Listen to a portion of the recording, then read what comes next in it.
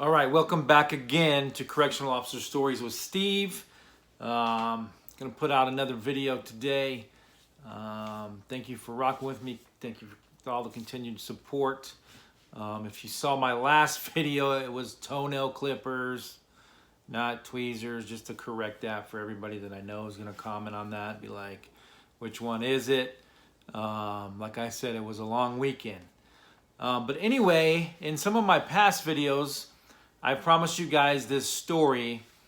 And remember, the story I'm about to tell, I wasn't there, but I know the person that was was started by, and I know a lot of the officers that were there, and I've heard the stories directly from their mouth. So disclaimer, I wasn't there, so some of the things that I'm about to say may not have happened, but it's pretty close to what happened, all right? So here it goes. It was just a normal day.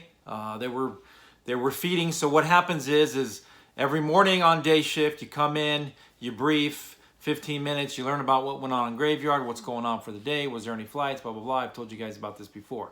So the officers all get assigned a post. One guy or two guys are called yard sets, or at Perryville, they call them rovers. But here over at the Mel Prison facility I was at, they're called yard set. So on the particular yard I was, the number for the yard set was 17, 18, or 19. Usually 17 was the call sign. 17, can you do this? 10, 17, or 17, can you do this? So this particular day, and remember, you're pulling them out for chow in the morning. So that's the first thing you do. You put your stuff up, you swap shifts. Graveyard comes home, you come in, and chow is usually right around, depending on if the kitchen's ready, we like to get them out 6:30, 7 o'clock. Then we like to pull them out. And at this time, the yard was GP. So there was a particular officer, and he was newer, and kind of disrespectful, liked to run his mouth. And for what reason, I don't know. And the inmates knew that he was, would run his mouth, and he'd yell at you and scream at you, tuck you in your shirt, and do this, and make sure your ID, and blah, blah, blah, right? So he had been begging to run the yard. He had never got to run the yard by himself. He wanted to be the yard set, where you basically you run the yard. You tell the pods, make sure your pod's on standby for chow. Hey, building officer, I need you to do this. You do the zones. You switch out the kitchen workers. You just run the yard. You make sure everything's going good. You're the yard set. Anything that needs to get done, so there's a lot of things you do, and people want to be that yard set. Not every day, it gets old, but it's kind of where you work your way up to. You don't usually get to do that as a new officer because you don't know what you're doing. Anyway, so the sergeant finally let him be the yard set for the day. So they're pulling out, I want to say it was one Baker pod, one AB. They're pulling them out for chow. They're pulling out either Abel or Baker first. And this officer had been told by the races, hey, you need to knock the disrespect off. We're tired of it. We're tired of you disrespecting us. You've been doing this for who knows how long, so it needs to stop or else, basically. And this was a GP yard, like I said. So when they tell you to do something, they mean it. So of course he was like, he wasn't having that. So the story is they're pulling out the pod. You got to pat them down. So there's usually officers in the building. If you watch my video, I used to tell you what I've done. I used to scream and stuff. You're pulling them out. You pat them down. They come out the building. They clear a scanner. They line up to the right of the scanner all the way down. And in a GP, they line up in races. So usually it was the Mexicans, the blacks, or no, Mexicans, whites, and the blacks, and then the others. So like Asians or whatever. So this officer's screaming again, get your shirt tucked in, line up, there's a white line that goes all the way around the yard with a little walking path, so it's a walking path. They got to be inside that white line everywhere they go. They can't just be outside of it and walk the track. They got to be in it. He's screaming at him, get in that effing white line, tuck your effing shirt in, what are you doing? I'm the yard set today, blah, blah, blah.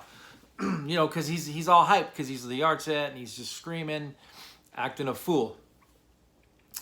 Well, they're all standing there, and, they said it got real quiet, and the head of the Mexicans was like, hey, man, shut it up, knock it off. And some of the other ones, said, hey, man, like, can you quit disrespecting us? So all of a sudden they said that the Hispanics started to kind of move. They were outside of that white line now. So they were like back in, they were around behind the yard set that I'm telling you screaming.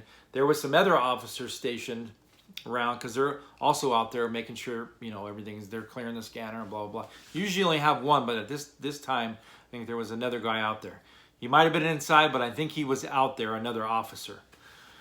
Well, all of a sudden, the story is one of the Hispanics looks at the head, and the head just gives the nod, like just a quick nod, and all hell broke loose. That officer got assaulted by the Hispanics. The other officer that was standing there got hit right dead in the side of the face. He got hit, which ended up detaching his retina, and he ended up losing eyesight in that eye. And if you're watching this, man, I hope you're doing good to this day. I'm not mentioning any names. That was a horrible day. Like I said, I wasn't there. It was a horrible day, but I know that the sergeant came running out of the yard office with spray, and he was trying to spray everywhere. He had a big phantom. The yard was just going off. That officer that was running his mouth ended up getting beat down. I want to say, I don't think he was air-evac'd off. One of the other was air-evac'd. I might totally be wrong about this, but they were taken to the hospital, and it was a bad day. A lot of officers were jumped that day because you're always outnumbered in the prison facility, always. So that right there in itself was over a disrespect issue that had been going on. Some of these officers do not think that they're going to, because they're wearing a badge and blah, blah, blah, they don't think that nothing's going to happen to them. And back then, this was like 2010-ish, 2011. Back then, there was even more respect on the yard, unlike nowadays where there's like a green light on everybody. Females are getting beat down. There's another story there where a female ended up losing her eyesight, and she was on overtime, and I'll tell that story later. But at another time. There was even more structure on the yards back then in GP, where officers weren't getting beat down, and females were never touched. Nowadays it's completely different, but that was back then. So you know that there had to be some disrespect going on for this officer and all the officers surrounding to get beat down, and chaos just happened. You know what I mean? Like if you were in Brown and you happened to be there at that time. It didn't matter if you were a respectful officer or not. Orange was beating you down. You were getting a beat down. You were going to catch it. So if you happen to be there, you happen to be there at the wrong time. It was just the wrong time. It didn't matter. And I know some of the officers that came back that were involved in that. I'll never forget. I remember some of the inmates talking about that, and actually kind of apologizing, saying, you know, it wasn't nothing against you. You just happened to be there, and I had no choice. Like, you know, I had to get you just because you were there, and that was your boy who was disrespecting us, and you know, officer wise, and you were just at the wrong place at the wrong time. So, when you go in as an officer, remain firm, fair, and consistent. You don't have to get out of line with the firm, fair, and consistent. If they've got it, come and give it to them. If you need to be firm here and there, be firm. If you have to stop a fight, you stop a fight. You are there to maintain control and custody of those inmates, not get up in their face and talk shit to them all day, not beat them down for no reason, not give them tickets for no reason, not take away good time for no reason, not give them what they don't have coming for no reason. Just do your job, do it right, do it with honor, and do it with integrity.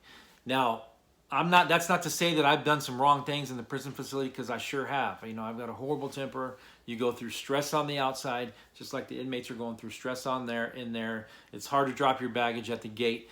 But for this officer that had been running his neck every day, there was no reason for him and all the other officers to have to be involved in that, to get their ass beat because of over a disrespect issue, when even officers had told him, hey man, like, there's no reason for that. Let's just get them fed. Let's pull them out.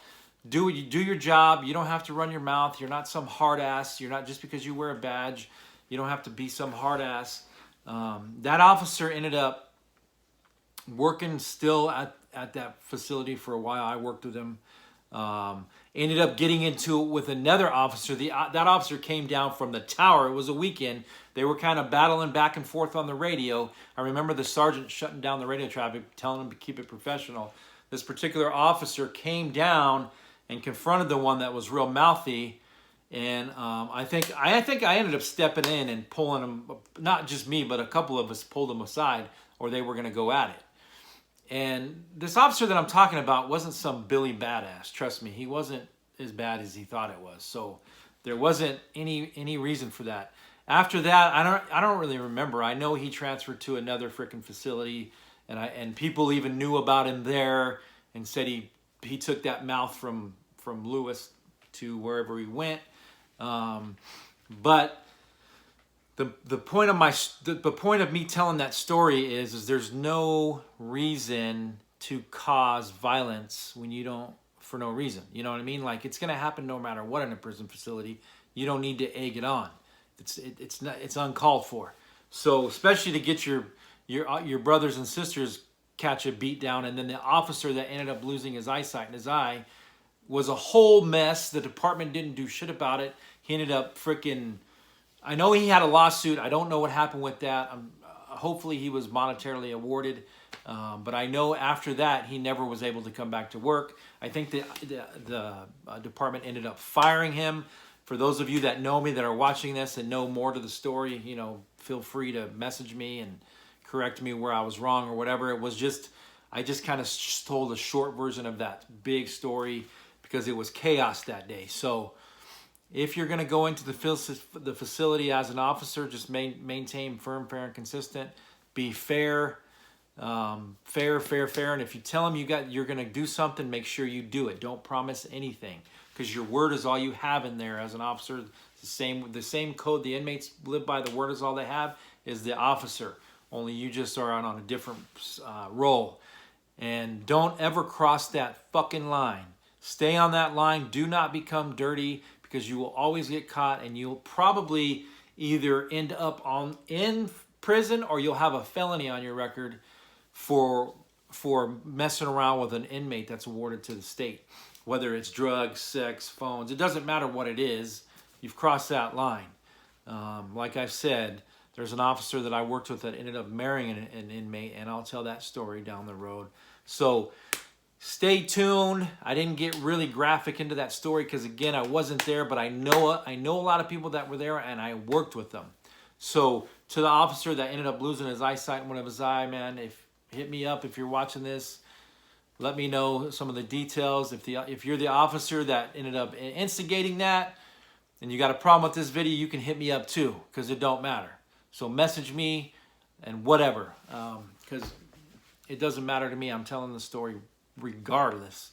So all y'all keep rocking with me. I appreciate it.